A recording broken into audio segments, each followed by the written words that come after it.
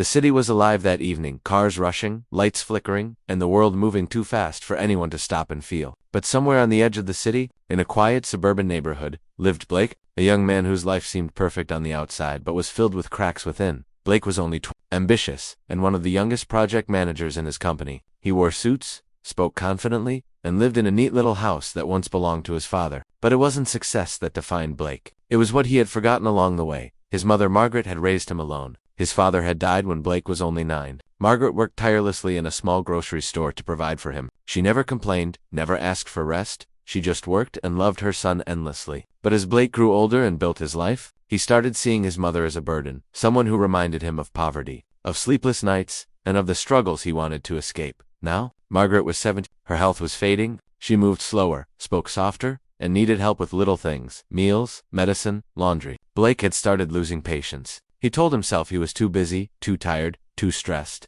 Every little request felt like an interruption. One cold evening, Blake came home late from work, his face filled with exhaustion and irritation. Margaret was sitting by the window, waiting for him like she always did. Her frail hands held a small cup of tea she'd made for him. "You must be tired, Blake. I made your favorite soup," she said softly. But Blake barely looked at her. "Mom, I told you not to wait up for me," he muttered, throwing his briefcase on the couch. "I just wanted to make sure you ate something warm," she replied with a gentle smile. Blake sighed. "I don't need you to take care of me like a child. I'm not 10 anymore." Her smile faded. "I know that, but I'm your mother. It's what I do." Her words should have warmed his heart, but instead, they irritated him more. He turned on the TV, ignoring her presence. The small room filled with the sound of news anchors and advertisements, everything but love. Later that night, as Blake scrolled through his phone, he got a message from his friend, Eric. "Hey man, still living with your mom? You gotta move on. You're successful now. Time to live like it." Those words hit something in Blake. For the first time, he started seeing his old mother not as the woman who raised him, but as someone holding him back from a life of freedom and image, the life he thought he deserved. The next morning, as Margaret was preparing breakfast, Blake sat her down. "Mom," he began, his tone serious, "I think it's time we make some changes." Margaret looked at him, confused. "Changes? What do you mean, dear?" "I mean, I can't take care of you like this anymore. You need more help, proper care, maybe a home, a nursing place where people can look after you." Her face fell. "Blake, I don't want to leave home. This is where your father and I know." "Mom," he interrupted sharply, "but I have work. I have my own life. You'll be better off somewhere else." Tears welled up in her eyes. "You mean, you don't want me here anymore?" Blake hesitated. Deep down, something inside him screamed no, but pride silenced it. "It's for your own good," he said coldly. Margaret turned away. She didn't speak again for the rest of the day. That night, Blake could hear her quietly packing her few clothes in an old suitcase, the same one she had used when she first moved into this house decades ago. 2 days later, Blake dropped her off at a small care home on the outskirts of town. The nurse smiled warmly and said, "Don't worry, sir. We'll take good care of her." Margaret stood by the door, clutching her small bag, looking at her son as if trying to memorize his face one last time. "Take care of yourself, Blake," she whispered, but he didn't look back. He just drove away. Days passed. Then weeks. Blake's house felt quieter than ever. At first he enjoyed it. No one asking if he'd eaten, no one commenting about his long hours, no one reminding him to rest. The silence felt like freedom, but slowly, that same silence began to feel heavy. He would come home from work, open the door, and feel an emptiness echo back at him. The once warm living room, filled with the soft hum of his mother's voice, now seemed cold and lifeless. He avoided thinking about her. Whenever the thought came her sitting alone in that care home, he would push it away. "She's fine," he told himself. "They're professionals. They can take better care of her than I can." One evening, Blake invited a few of his colleagues over for dinner. He wanted to show he was doing well, living independently, successful and carefree. The night went as planned: laughter, wine, music. But when one of his coworkers glanced at an old family photo on the shelf, the one with him as a child sitting beside his mother, something inside him twisted. "Is this your mom?" she asked kindly. Blake nodded. "Yeah, she's in a care home now." "Oh," she said softly. "You must miss her." He smiled awkwardly. "Yep, sometimes." That night, after everyone left, Blake found himself staring at that photo. His mother's face glowed with pride and love, her arms wrapped around the little boy he once was. For the first time in years, he remembered that moment. It was the day he'd graduated from middle school. She'd worked a double shift at the grocery store just to buy him a small cake. He picked up the photo, his throat tightening. Why does it feel so wrong now? He tried to sleep, but the image of her standing alone at the care home door kept flashing in his mind. The next weekend, he decided to visit. It had been almost a month since he'd left her there. When he arrived, the nurse greeted him politely, but with a hint of surprise. "Oh, you must be Margaret's son. She talks about you often." Blake forced a smile. How is she doing?" The nurse's expression softened. She's been a bit quiet. Doesn't talk much lately, but she always asks if you're coming to visit. Guilt struck him like a wave. When he entered her room, he found her sitting by the window, just as she used to at home. The small radio beside her played old songs softly. She turned when she heard the door. Blake, her voice was a mix of disbelief and warmth. You came. He swallowed hard. Yeah. Just thought I'd check in. She smiled faintly. That's nice. I wasn't sure if you'd remember me. Of course, I remember you, he said quickly, though the guilt in his voice was clear.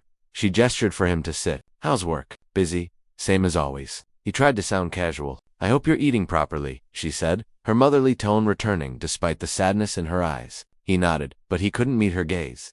They talked for a few minutes about little things. The garden outside her window, the food at the home, but beneath every word lay an unspoken truth. She missed her home, and he knew it. When it was time to leave, she reached for his hand. Her skin felt cold and fragile. Blake, she said softly, don't work too hard. Life passes faster than you think. He nodded, muttering, I'll try. As he walked out, he glanced back once more. She was still sitting by the window, looking out at the garden, her shoulders slightly hunched, as if weighed down by invisible years. Driving back home that evening, Blake couldn't shake the image from his mind. The city lights blurred as tears filled his eyes. It had been years since he last cried. He had built walls around himself, walls of ambition, ego, and pride. But now, for the first time, those walls began to crack. That night, he stood outside his home for a long time before entering. The air was still. The faint scent of his mother's old perfume lingered in the hallway, though she hadn't been there for weeks. Blake sat on the couch, buried his face in his hands, and whispered, What have I done? Blake's days began to blur together. Work, home, silence. The energy that once drove him now felt like a heavy weight pressing on his chest. He went to the office, sat at his desk, stared at spreadsheets, and wondered what it all meant. It wasn't long before small cracks started to appear in his once perfect world. He missed deadlines. His boss noticed. Blake, you've been distracted lately, Mr. Peterson said one morning, frowning across the table. This isn't like you. Are you all right? Blake forced a smile. A lot on my mind. Take a few days off if you need to, his boss said, but don't let things fall apart. He nodded, but deep down, he knew things were already falling apart. That evening, as he walked home through the quiet streets, he passed a small park. On one of the benches, an elderly woman sat alone, feeding the birds. Her frail hands reminded him of his mother's. He stopped, frozen, watching her from a distance. Something inside him cracked again. That same guilt.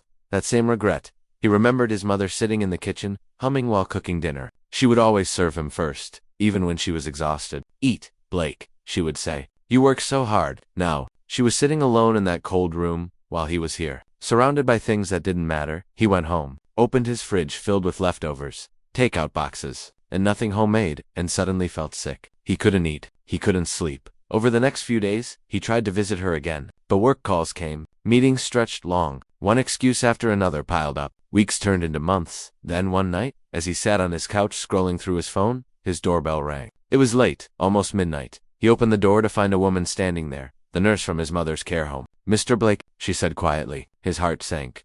What happened? The nurse looked down. It's your mother. She's very weak. She's been asking for you. He didn't waste another second. He grabbed his keys and rushed out into the cold night. The care home was silent when he arrived. The nurse led him to his mother's room. She was lying in bed, her breathing shallow, her face pale. But when she saw him, her eyes softened. Blake, she whispered. He rushed to her side. Mom, I'm here. She smiled faintly. I knew you'd come. Tears filled his eyes. I'm so sorry. I should have visited more. She shook her head weakly. It's okay, my son. You're busy. You're doing well. No, he said, his voice trembling. I was selfish. I thought about myself. I should never have left you here. She reached up and touched his cheek. Don't cry, Blake. I only ever wanted you to be happy. He held her hand tightly, but it felt so fragile, so small. Please, Mom, don't leave me. For a long moment she just looked at him, her eyes full of love and peace. Then she whispered, You'll understand someday what it means to give everything for someone. Those were her last words. Blake stayed frozen, his world collapsing around him. He held her hand long after her breathing stopped. The next morning, as the sun rose through the window, he sat alone beside her bed, tears staining his shirt. He realized that no amount of success, no amount of money, no amount of pride could bring her back. He attended the funeral, in silence. The house was full of people offering condolences, but Blake felt empty. When everyone left, he went back to his mother's care room. Her few belongings were packed neatly in a box, an old photo frame, a shawl, and a letter addressed to him. His hand shook as he opened it. My dear Blake, don't blame yourself. I know life made you tired. I know you thought I was a burden, but you are my son, my greatest joy. Take care of yourself. Live kindly, and never let pride make you forget love. Tears blurred his vision. He pressed the letter to his heart, sobbing silently. That night, back home, he sat in the living room surrounded by silence once again. But this time, it wasn't peaceful, it was haunting. He knew what he had done, and now, he could never fix it. The days after the funeral were heavy, gray, and endless. Blake went through them like a ghost. He went to work, smiled when required, nodded in meetings, but his heart wasn't there anymore. Every corner of his apartment reminded him of her, the old teacup she used when she lived with him, the armchair where she'd fall asleep watching television, her laughter echoing faintly in the quiet spaces between his thoughts. He tried to ignore it. He told himself life must go on, but it didn't. Not really. At night, he'd wake up sweating from nightmares, his mother's voice calling for him, his own voice too late to answer. He'd walk to the window, stare at the city lights, and whisper, "I'm sorry, Mom." But apologies felt empty now. One Sunday morning, Blake went for a long walk, aimless, just trying to clear his head. He ended up at the same park where he'd once seen the elderly woman feeding birds. She was there again, her kind eyes watching the pigeons flutter around. He sat beside her quietly. "You look troubled, young man," she said without turning her head. He sighed. "I did something I can't undo." The woman nodded slowly. "We all do, sometimes. I hurt someone who loved me more than anyone else," he said, his voice cracking, "and now she's gone." The woman placed her hand on his. "Then honor her by doing better. Guilt is heavy, but love can still grow from it." Her words sank deep into his heart. That night, Blake sat at his desk and opened his mother's letter again. Her handwriting soft, trembling, felt like a whisper from heaven. He realized what he needed to do. The next week, Blake submitted his resignation at the company. His boss stared at him, shocked. "You're one of our best employees. What's going on?" "I need to do something else," Blake said simply. "Something that matters." He used his savings to rent a small building on the edge of town, an old unused daycare center. He cleaned it himself, repainted the walls, repaired the furniture. Then he placed a new sign above the door, "The Grace Home for Mothers in Need." It started small, just two elderly women who had nowhere to go. Blake cooked for them, helped them walk in the park, read to them in the evenings. For the first time in years, he felt alive. The home slowly grew. More people volunteered, nurses, neighbors, even former colleagues who were moved by his story. The Grace Home became a place of warmth and kindness. Blake never asked for recognition. He didn't want it. He only wanted to serve, to care for those who reminded him of the woman he had once abandoned. Sometimes, late at night, he would sit in the garden with a cup of tea, watching the stars. He'd whisper, "Mom, I hope you can see this." And deep in his heart, he always felt she could.